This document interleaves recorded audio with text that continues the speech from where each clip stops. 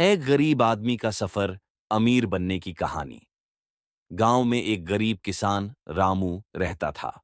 उसका जीवन कठिनाइयों से भरा हुआ था। दिन भर खेतों में मेहनत करने के बाद भी उसकी आमदनी इतनी नहीं होती थी कि वह अपने परिवार का अच्छे से पालन पोषण कर सके।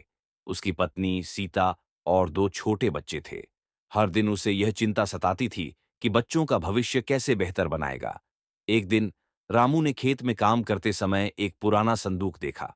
उसे खोला तो उसमें कुछ किताबें और एक पुराना नक्शा मिला। नक्शे पर एक जगह की निशान बनी थी। रामू के मन में जिज्ञासा जागी। क्या यह सच में कोई खजाना है? उसने तय किया कि वह उस जगह को जरूर खोजेगा। रामू ने अगले दिन सुबह सुबह घर वालों को बताकर अपनी यात्रा शुरू की। उसने पैदल यात्रा की, कई गांवों और जंगलों को पार किया। रास्ते में उसे कई कठिनाइयों का सामना करना पड़ा, लेकिन उसने हिम्मत नहीं हारी। आखिरकार वह उस जगह पहुंचा जो नक्शे में दर्शाई गई थी। वहां एक पुरानी गुफा थी। रामू ने गुफा के अंदर जाकर देखा। गुफा के अंत में एक बड़ा बक्सा था। दिल की धड़कन तेज हो गई। उसने बक्सा खोला और देखा कि उसमें सोने चांदी के सिक्के और अनमोल गहने थे।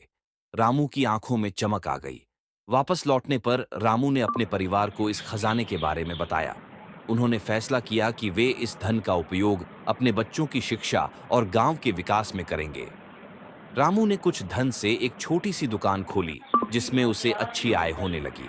धीरे धीरे रामू की मेहनत रंग लाई। उसने अपने बच्चों को अच्छे स्कूल में दाखिला दिलाया। वे दोनों पढ़ाई में बहुत अच्छे निकले।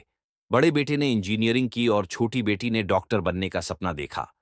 रामू ने अपने गांव में एक विद्यालय भी खोला, ताकि और बच्चों को पढ़ाई का अवसर मिले।